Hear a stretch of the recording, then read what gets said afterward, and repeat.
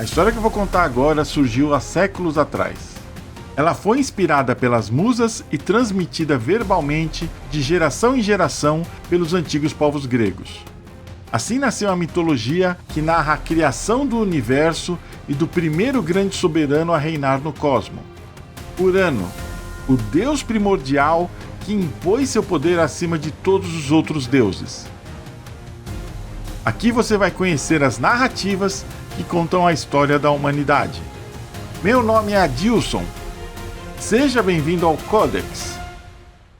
O nascimento do universo na mitologia grega. Antes do tempo ter um nome, existia apenas o caos.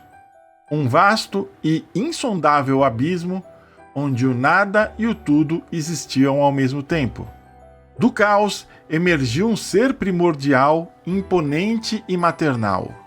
Seu nome era Gaia, a personificação do nosso planeta Terra. Uma deusa primordial grandiosa e fértil, pronta para gerar e receber todos os seres conhecidos. E por isso mesmo Gaia ficou conhecida como a Mãe Terra. Logo após Gaia nascer, outras entidades primordiais emergiram do caos, para compor o universo que estava se formando. Eros, o deus primordial do amor. Nix, a personificação da noite. Érebo, o representante da escuridão profunda.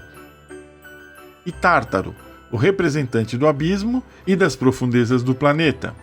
Para dar forma ao nosso planeta, Gaia também gerou seus próprios filhos.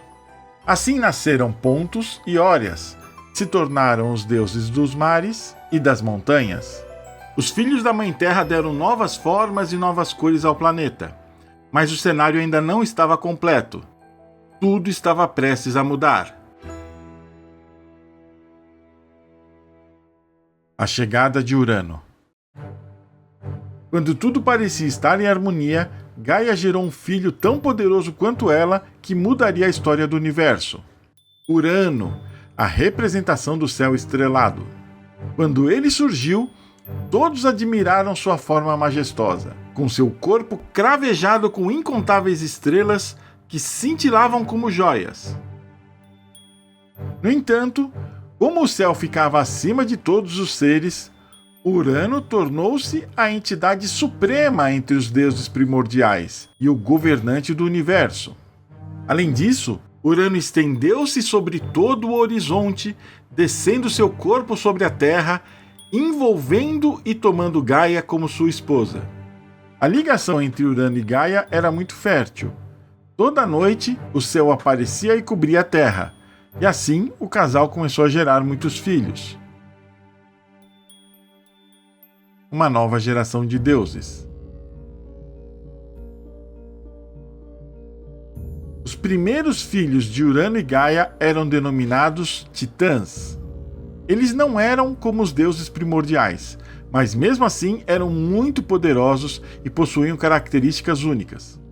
A primeira geração de Titãs foi composta por 12 filhos: Oceano, Tétis, Ceus, Febe, Crio, Mnemosine, Hiperion, Teia, Jápeto, Temis, Rhea e o mais jovem deles, Cronos.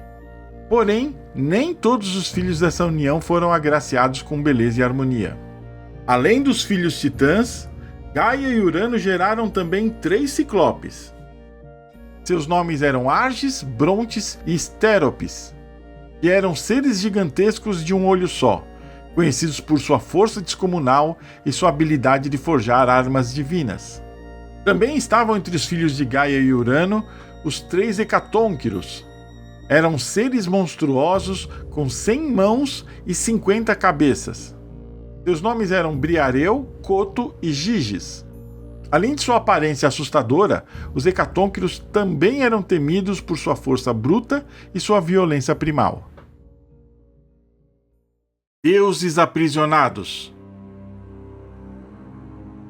Apesar de ter tantos filhos, Urano não permitia que nenhum deles pudesse viver com liberdade sobre o planeta.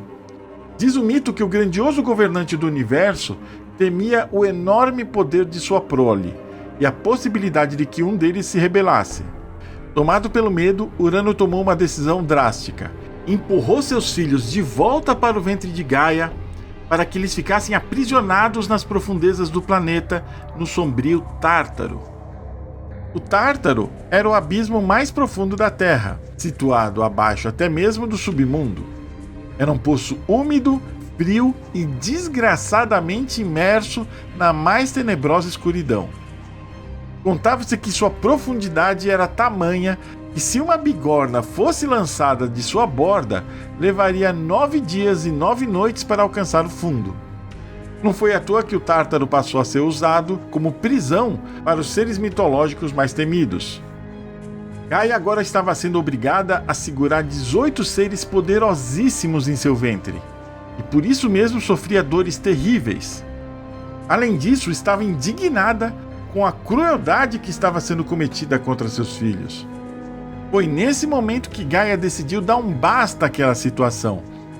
E essa decisão mudou toda a história da mitologia grega para sempre.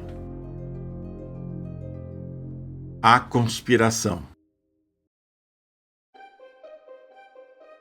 Urano precisava ser detido, mas não seria uma tarefa fácil derrotar o ser mais poderoso do universo.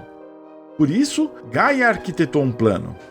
A deusa primordial trouxe das profundezas da Terra o minério de adamante, que nada mais era do que o metal mais forte que existia.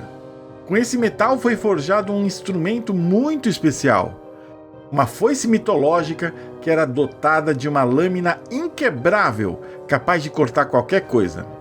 Gaia sabia que aquela foice mitológica não poderia ser usada para matar Urano, pois os deuses primordiais eram imortais. Mesmo assim, o plano dependia daquela foice para funcionar. Então, Gaia se dirigiu aos seus filhos titãs que estavam presos em seu ventre e disse as seguintes palavras: Filhos meus, teu tolo pai agiu contra vocês de forma indigna. Se vocês confiarem em meu plano, vamos punir Urano por ter mandado vocês para essa ultrajante prisão. Apesar do desejo de liberdade e do empenho de Gaia para vencer o poder ditatorial de Urano, nenhum dos filhos da Mãe Terra teve coragem de enfrentar a autoridade do próprio pai naquela perigosa operação. Diante daquele silêncio constrangedor dos titãs, dos ciclopes e dos hecatônquiros, apenas um dos filhos deu um passo à frente, aceitando o desafio.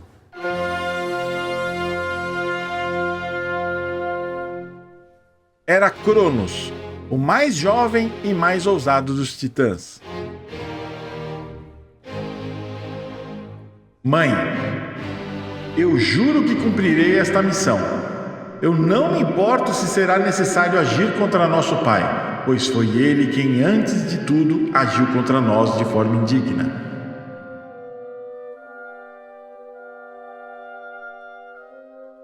A investida de Cronos. Agora, Cronos teria de enfrentar Urano sozinho.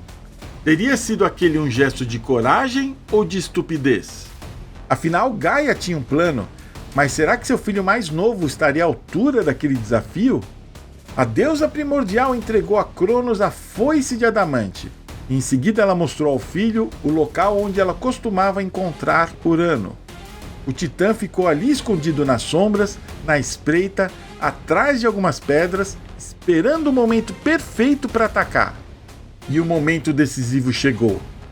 Logo que a escuridão se aproximou, Urano foi tomado pela luxúria de Eros e desceu para cobrir Gaia como fazia todas as noites. No instante que a oportunidade apareceu, Cronos surgiu das sombras e saltou sobre seu pai, empunhando na mão direita a foice de adamante com sua lâmina afiada e sedenta por sangue. Um golpe rápido e brutal, em um clarão de sangue e de dor, Cronos decepou os genitais de Urano antes que ele pudesse se defender, cortando para sempre a ligação entre o céu e a terra. Do sangue de Urano que respingou sobre a terra, nasceram 3 figuras sombrias. São as chamadas Eríneas, deusas da vingança de crimes cometidos contra parentes. Do sangue também nasceram os gigantes e as Melíades. Os genitais de Urano foram jogados no mar, de onde se formou uma espuma branca e surgiu Afrodite, a deusa da beleza e do amor. Como se sabe, as Eríneas, os gigantes, as Melíades e a deusa Afrodite são figuras muito importantes que vão aparecer em muitas outras histórias da mitologia grega. A maldição e a profecia. Confiante após sua vitória, Cronos decidiu assumir o trono deixado pelo seu pai. Ele se casou com sua irmã Rhea, a titânide da fertilidade, e tornou-se o novo governante do universo. Urano teria morrido? Não. Ele estava castrado e humilhado, e por isso ele partiu para as alturas para sempre, tornando-se apenas o céu distante, sem a capacidade de exercer nenhum poder sobre a Terra. No entanto, antes de partir rumo ao seu exílio, Urano lançou uma profecia sombria contra Cronos. Você se julga invencível nesse momento, mas ainda vai pagar pelo crime de ter levantado a mão contra seu próprio pai.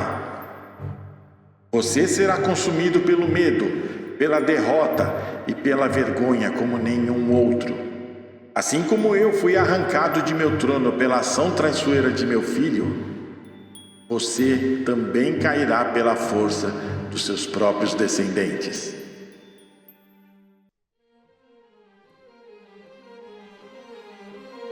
E assim terminou a Era de Urano, o primeiro soberano do universo na mitologia grega. A gente viu nesse vídeo como surgiram os primeiros deuses da mitologia grega e como foi o reinado de Urano ao lado de Gaia. E o que aconteceu em seguida? Como foi o reinado de Cronos? O que aconteceu com Gaia, os titãs, os ciclopes e os hecatônquiros? E o que aconteceu com os filhos de Cronos e de Rhea? Será que a profecia de Urano realmente se cumpriu? A resposta para todas essas perguntas você vai descobrir no próximo vídeo do Codex. Não se esqueça de se inscrever no canal e de ativar o sininho para ser avisado no lançamento dos nossos próximos vídeos. E antes de ir embora, deixa aqui seu comentário dizendo se gostou ou não gostou do vídeo e responda também de qual cidade você está assistindo o nosso canal. Esse foi o Codex e eu vejo você no próximo vídeo.